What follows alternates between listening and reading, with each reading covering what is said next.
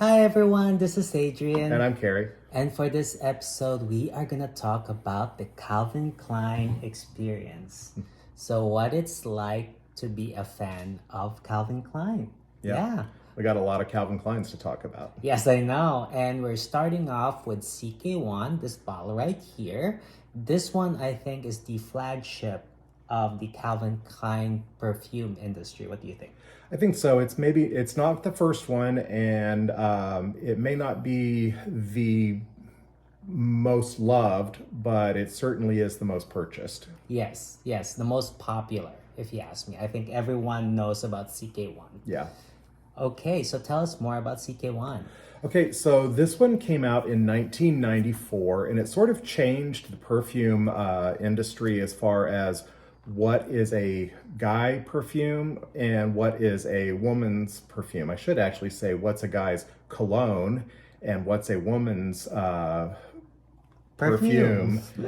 Because before then, perfume always sort of meant for girls, and colognes or aftershave were for guys. This is an eau de toilette, and it was marketed as a unisex scent. Yes. Yeah, It could be a unicorn. It could be a unicorn, and it has turned out to be one. Yes. But it is an eau de toilette concentration, and it was marketed towards both sexes. And it really took off as that. A lot of people were wearing it, and it became really popular and changed a lot of things as far as what people think of as what is a scent for a guy and what's a scent for a girl. And it's also at a very accessible price point. Not just also for Americans, but like everywhere worldwide, Yeah. you know? Like, I mean, let's just be real. Mm-hmm. Like, a lot of Americans can afford Calvin Klein. Yeah. That's what I think. But the rest of the world's different story. Right. And so if you get to have a Calvin Klein, that's already a big deal. It is. They're great perfumes. The whole Calvin Klein line is actually very good. They may not be some of the best around, but given the variety that you have to choose from, the good combination of notes, they're pretty quality blended, and the price is usually pretty accessible, especially where you can get them through discounters and stuff. Then the price is actually really pretty nice. And this started out not too expensive either. Yeah, they're definitely within the affordable range anyway, but after they've been out for a year or so, a lot of times you can get them through discounters for a pretty reasonable price. Yeah, so, okay, let's go to the next one. Okay, let's try this one. All right, so this one I think is the strongest of all of them when it comes to performance. I think so too. Yes, and the lavender, you really smell it from this bottle. So let's know more about Obsession for men. Now, like we said with the CK1, CK1 is not the oldest. This may actually be the first one out, and I think that it is. It came out in 1986, and this one is heavy on notes of amber, bergamot, coriander, lavender, patchouli, sandalwood, and vetiver. Oh, okay. And what occasions would you use it for? I would use this for pretty much all occasions. I think it's a really great all-day scent if you spray a little bit heavy to make it last. It's perfectly appropriate for the office and for, most occasions. And I think it tends a little bit more towards cooler weather. I don't necessarily mean like winter weather, but not like really hot weather, because it has some spiciness to it that can get to be a little much if it's like over 85, 90 degrees and real humid, where you sweat a lot. You know why I think this one's popular too? Because out of all of them, I find this one is the most sophisticated. I think so too. One of the things that I note about this one, the Obsession, compared to many of the other Calvin Klein fragrances, and we'll talk more later on it, is that Obsession has a blend where you actually really can pick out several of the different notes. It doesn't smell as much of a blend as it's sort of different notes you catch at different times and stuff, different wafts of certain things that you notice. For me, lavender really is very prominent. Yeah. Yeah, and like one of the things that I've always liked this one for, and I didn't mention the note when I was first talking about it, is cinnamon. It has a Oh, definite of cinnamon course. note that, along with the sandalwood, comes out really well supported. So this one is probably my favorite Calvin Klein. Oh yeah, I think I've talked about that. So anyway, let's go to the next one. Okay. Now this one is Escape for Man, and I like this one. It's also strong, not as strong as Obsession, but I think does it have mango? I think that's the one with mango, right? Yes, it has mango in it. Yes, that's the one I smell in it, and that's why I like it a lot. Yeah. This one is a really neat one. This one came out in 1993, and it's a fairly well liked one. On Fragrantica, it gets almost a 4. And so it has notes of amber, bergamot, birch, cypress, grapefruit, juniper, mango, melon, oak moss, patchouli, rosemary, sage, sandalwood, and vetiver. Yeah. Okay. So, do you remember the ads back then for this Escape for Man? I just think- remember they were pretty sexy. for Yes, the they were time. really steamy, Yeah, for steamy the time. ads. Yeah, so I think this is a sexy fragrance. you It know. still is. It still is, and it's a classy fragrance too. You said that you think that this one's fairly strong. Not the amongst the strong, line. yes, but one of the strongest. Okay. Amongst the lines, though. When you put it on, how long does it last for you if you About spray 3 hours. moderately? 3 hours. It's got the tartness that tends to linger. Okay. So. Yeah. So you notice some of the top notes stay with it, or the fruitier tart Well, notes. the mango. I mean, it's just that Yeah. tartness in the mango. It just stays. That's good. That's a fun note to play with in a fragrance. You don't find it all that often, and this one is nicely done. Okay, let's go to the next one. Okay. Now, this is Truth for Man, and this one is more peaceful. Oh, that's interesting. Peaceful. Yes. Why does it smell peaceful? Well, it's not something that's gonna clash with anything. Mm-hmm. You know, so if you're the kind of person like, say, keep to yourself, you only want to be noticed by people close to you, not like you're announcing and all that stuff. Great fragrance. Yeah. It's an interesting bottle. Look, notice how it slants like that. And look at the sprayer too. It's Yeah. this wide sprayer. Yeah. It's got my fingerprint over it already. So this one came out in 2002, so it's about 20 years old, and this one is also very highly rated on Fragrantica. Oh. It's a 4.01, Wow. so that's pretty well liked. And looking at the notes, I can see now why you describe it as peaceful. It has basil, fern, green leaves, red cedar, resin, exotic woods. I'm not sure what that means.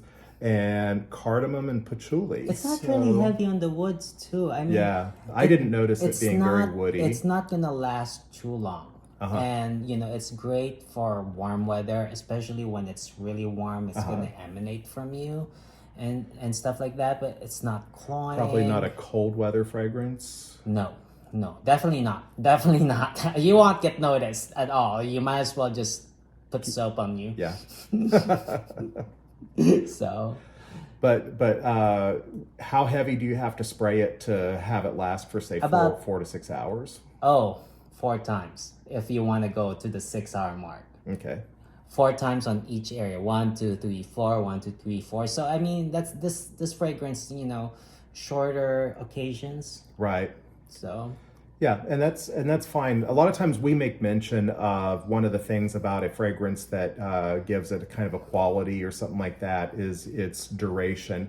Unfortunately, some notes just don't last for a long time, and no But matter they're beautiful. Yeah, and they're beautiful, and no matter what you do, except for just spraying a ton of it on you, and even then that only goes just so far. Yeah, by is that just- it won't last for very Yeah, long. just sheer chemistry. And of, so of put the- it on right before you want to be noticed or want to sort of share that scent with those people around you. Or with bottles that you can do it with, get the little decant fragrance things and keep it along to sort of freshen up now and then.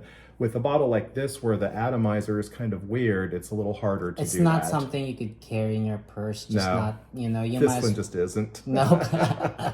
Well, off to the next one. Okay. let's try this one. All right, so This this is one is Contradiction Contradiction. for Men. And the reason I think it's called Contradiction is if you're trying to look for the label, you're thinking it's supposed to be right there. Uh-huh. It's not, and that's the And contradiction. they only give you a teeny tiny little bit of fragrance, don't they? It's so little. No, but if you... Oh, okay, there you There go. you go. So it is kind of a contradiction in bottle. And the So, labeling. yeah. And the contradiction, where you find the title is like right there on the bottom. You can barely even see it. Oh, so this is also kind of a calm fragrance. Uh-huh. Yeah, so for being a contradiction, it's not loud. Right. Okay. Yeah, it doesn't jump out and announce your presence in a room. No. So tell us more about it. Okay, this is a 1999 release, and this one is by a perfumer that has done a lot of things that I like, Carlos Benaim. Yeah, he's done several others that are a little bit maybe on the more exotic line than this one. This one has black pepper, cardamom, clary sage, coriander, ebony, lavender, lemon, lime, mandarin, musk, nutmeg, sandalwood, and vetiver. Oh, okay. So a lot of nice notes that come out, but I think the ones that probably you notice the most are kind of a calm, sort of a transparent sandalwood. transparent's a good word Yeah, because this is it's a calm there, scent. but it's not like a real strong oily one or something like that, or as some people describe them as creamy. It's just sort of transparent. Like If you like truth, you're gonna like this one too. Yeah. Just because of the scent profile, they're not like pushy. right. Yeah. Yeah, they're more of an up close type of a fragrance. I don't notice a lot of scent trail from it. It doesn't project a whole lot, except maybe in the first hour or two if you spray a little on the heavy side. And because the price point on these are pretty good, you can spray on the heavy side without breaking the bank. Yeah, and just like the other bottle we just mentioned, 3 sprays. This is a little stronger. Yeah. So, Yep. okay, off to the next. Okay, here we go. All right, that would be Defy. And is it for men? I think it's marketed for men, but I'm not Yeah. sure why it couldn't be Because unisex. this one, Defy by Calvin Klein, I would say is a classic blue fragrance. And it's like if you love blue fragrances, this is what the DNA or the backbone should be like. And if you're the kind of guy like you want to smell blue, no frills attached whatsoever, Yeah. definitely this. Now, one of the things to make sure is this one that we're talking about is the first release of Defy, which is 2021, so it's really new. This is the Eau de Toilette version. There is an Eau de Parfum version. The color is a little bit darker, and the notes are different. And so this one doesn't get a lot of love on Fragrantica. It's only rated as about a 3.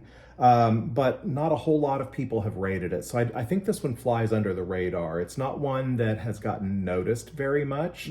And maybe if people try it more, they'll like it. I do agree with you that it's a fairly straightforward blue fragrance. And if you look at the notes, it kind of explains why. It's basically lavender and bergamot and amber that are the noticeable notes.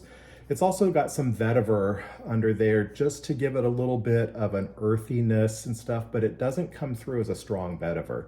I do like this one a lot, but it definitely is a very kind of a suave sort of a scent. It just doesn't jump out at you very much. No, but I think it's like the guy next door scent. That's how I smell this as. Like, Yeah. it's just the dude you met and you're like, oh, it smells blue, Could be Yeah. a different blue fragrance, but it could have been Defy, Right. All right, off to the next one. Okay, here we go, heading into some real Calvin Klein territory. All right, this is Eternity for Men, Eau de Parfum. Okay, so this one I would say is my favorite. Is it? Yes, it's my favorite. I think the notes are just balanced on this, just right. It's just a really good blend. What's some of the things that smell most prominent and that you enjoy most of this fragrance? Well, let me see. There isn't really one thing that sticks out. Green apple. There you go. I like tartness, so Yeah, the green apple, some lavender, Yeah, yeah, it's yeah. it's a nice one. It It's definitely, especially at first, it has a fresh, outdoorsy, fruity smell, kind of but it's leafy. just like a well balanced fragrance.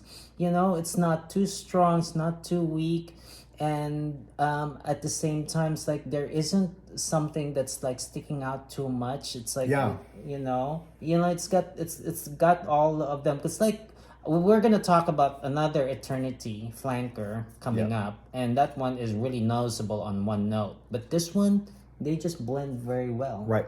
So this is a 2019 release. Now, Mm. you're probably thinking out there, it's like, I remember Eternity from way back. Yes, this is the Eternity Eau de Parfum version. This one came out in 2019. The original Eternity came out in 1990. It has quite a few more notes, and they're not all the same notes as that are in this one.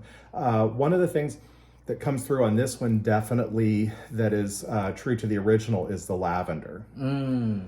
So they kind of wrap this a lot around the lavender, and let's see. Yeah, that's pretty much the I only can ones. smell the green apple. Yeah, That's that, and I think I have a thing for tart yeah, fragrances. I do too. So I like they tend to citrus and tarts. stick out. But still, I think it's like a really good blend. Because some blends they can call it something, and then you might as well just call it lavender because it's almost like the whole thing is lavender. Right.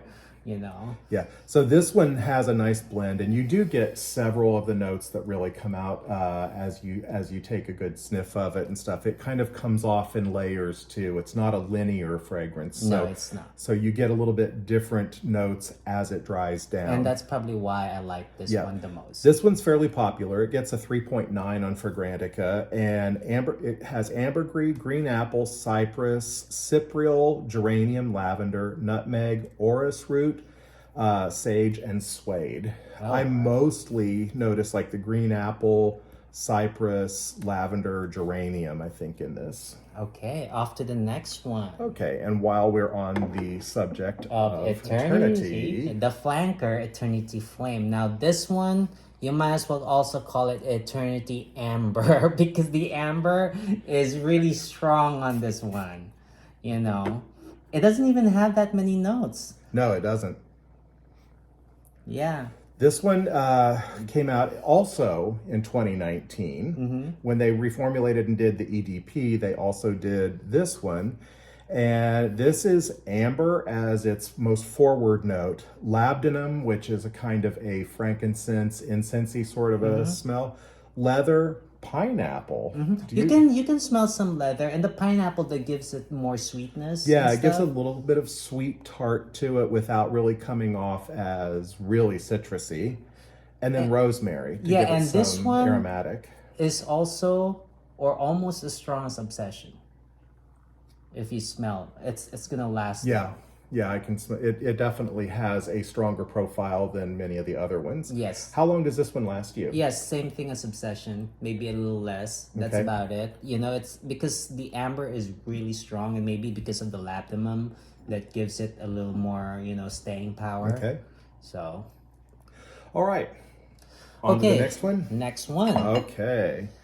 This one is CKB, which I think, if memory serves, came out about the same time as CK1, around the same time. Similar, a couple years later, 1996, whereas CK1 came out in 94. Oh, okay. Yeah. Because I remember having CK1 and what is this? Oh, it's B. Yeah. This one is also like CK1 that's unisex, kind of like for everyone, but lighter. So because you did say sometimes that CK1 has a tendency to cloy this one. Yeah, in hot weather, CK1 is kind of cloying, I think. Yeah, yeah, I guess I would say comparatively it's lighter. Yes. It has a sort of I would almost describe it as a satiny smell, not velvety because it's not really lush, but satiny. It's real smooth, very silky, soft smelling. What I think about this one that I notice a lot is when I notice people wearing this is it's nice. It's not particularly screaming out, to be noticed. Nope. Which is fine. You don't have to walk into a room and have your fragrance screeching out at everybody and stuff. And It can just be pleasant. You did mention it to me that you describe it as new age. Like, Yeah. let us know what that means, new age. I just think when I think of it sort of as a new age, is it smells sort of all blended into one. I don't really pick up there's like, I don't know, 15 or more notes in this one that they list. And it's mostly floral. Yeah, it's very floral. I don't notice particular things. It's a nice blend, though. And, all fragrances have a lot of hype associated with them. With the CK1, it's like this was for everyone. It's one fragrance for everyone. This is CKB, which is just B. And, if you were around and old enough to be, getting into fragrance and stuff back in 1996 and stuff, you'd probably remember back then it was a little new agey and everybody was just kind of just be who you are. Yeah, be who you and wanna Enya was be. popular. Yeah. She's new age. Yeah, it's kind of like, goes along with the Madonna stuff of the age and all that kind of stuff. It's like, new, it's not conventional, it's not trying to be any one particular thing, it's just trying to just be. And it does. It's nice. Okay, next. Okay, well then, let's go with CK All. All, because it's supposed to be all things for everyone. It's all things for everyone, I guess. I'm not sure. Well, this one is also peaceful like CKB, but sweet. Yeah. Sweeter, you know. And so it's got like it's kind of like a clean, sweet scent. Yeah, and a little bit more something kind of on the like super fresh or something, maybe almost a little bit of like ginger ale or something underneath it. Oh yeah, it does have. Oh my god, I'm gonna use that ginger ale. Yeah, This one came out in 2017, so Okay. it's also fairly new. It's been around for a while, and like with most of the other of this genre, it gets right about a 4. It's 3.96 on Fragrantica. And it has amber, bergamot, freesia, grapefruit blossom, not grapefruit, grapefruit blossom. I don't know what that smells like, but that's probably the blossom you're smelling there and stuff. The grapefruit blossom. yeah, jasmine, lily, mandarin, musk, rhubarb, and vetiver. So there's all kinds of things in there that I absolutely love. And I absolutely can't smell any particular one of those, but it's blended well together, which I guess is nice. And it's a consistent, nice fragrance. I haven't used this one a lot, but I think you have. How long does this last for you? Oh, about the same as B. About the same as B? Okay. Yeah. So, I think Truth is the one that's most like calm, and like I could put this one around the area. Yeah, but a little bit more upbeat than calm. Yeah, more upbeat. So. Okay. And lastly, but not least, of course, not the least, because it is a shock. I mean, okay, why is it a shock? Because look, the ball is so what do you call it? It's like it catches the like the youth attention or something. Because I mean, like I noticed a lot of people just like, what is this? Like it grabs attention because of the graffiti style art that makes you think like it's a monster drink. But when you smell it, it's actually for a more mature crowd. If you think so about too. it, it's like you think it's for the young audience, and then you put it on. It's like, wait, it smells more mature than like you think it is. It does, and this may be something that, despite the rather kind of adolescent-looking bottle that makes you think of like a monster drink or something, the scent profile, to me, really comes across as something that someone like myself, who I was around for CK1 when it premiered and stuff, that was one of my first fragrances that I really gravitated to in my, like early 20s.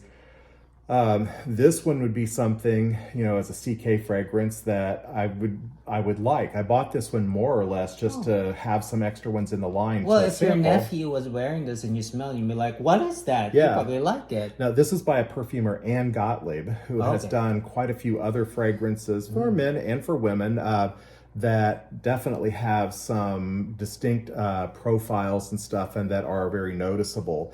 And this one of the main things that people notice in this is the wood and tobacco notes. Yes, and see, when I think of tobacco, I don't think of a teenager. That's why it's Yeah. like when it says shock, it's like, wow, maybe that is the shock. Right. And just so that it's kind of clear, when we're saying tobacco, this isn't like cigarette smoke. It doesn't smell like smoke at all.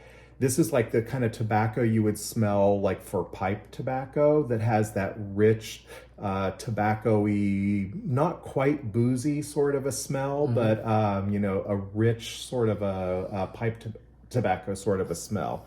And let's see, along with that, it also has amber, cardamom, lavender, musk, osmanthus, and patchouli. So that pretty much wraps up the Okay. CK for today. Yeah, but let's just sum it up and like, what do we feel like what CK is all about for us, at least, And for me, I already spoke my mind about this. Is that when I think of Calvin Klein, I think of classiness, and while other people might not associate with classes because it's affordable, but like to me it's like when you're getting into fragrances, this is a good start. You Yeah. start collecting Calvin Klein, you are now a fragrance aficionado. Yeah. Yeah, I think so too. I think one of the things about the CK line is they've been around for a long time, and there's pretty much something for everyone out there. I think the Obsession line can go for anywhere from fairly young up to, definitely middle age and older and stuff. It's a mature fragrance if you wear it as a mature person, but it's also a kind of a young and seductive fragrance if you wear it that way. But it's got so much to it that it's basically sophisticated and very pleasing. CK1, I think it tends more towards youthful, but I think anybody can pull it off because it's just a nice smelling fragrance. Some of the others like All and Eternity and stuff, they've just got a lot going on for them. So there's something in the line for everyone. And this isn't even nearly all the CK fragrances. This is probably maybe a little over half of them more or less represented. But there's a lot out there in the CK line. They're all pretty classy, and I think that they're definitely something that if you're trying to start a collection, you want to have a few of these at least in there. I think when I think of Calvin Klein, I think of when you collect them. Yeah, it's like with the bottles we already have, right? To like anybody out there, you have all these bottles, you can go to any occasion. Yeah. Any occasion. Just with the bottles we already have, any occasion you want to go to, you got the perfect Right. bottle for Any it. occasion and also any season, because we didn't do in this video, but there's a whole line of CK Summers that have, at least about 10 or 12 years worth of limited edition fragrances. And so that covers a lot of summer occasions. And then, you have basically all the different seasons that you can wear different ones than these. Like certain ones like Shock, Obsession, and Eternity Flame, maybe more cold weather fragrances. But then you've got all these others that cover a lot of the warmer weather and springtime and stuff. So yeah, something for every occasion for every person. And because of the price point, it can be easily done. Yeah. So, you don't have to go for costlier perfumes to show up in any occasion where it's informal or like the most important thing in your life. Yeah. I mean, like all these bottles that we did here today, if you add the cost of what I spent on those, that would get you maybe 2 bottles of Creed. And if you like this episode, leave a like and subscribe. And if there are fragrances or brands you want us to talk about, just leave it in the comments section. Bye-bye. Bye.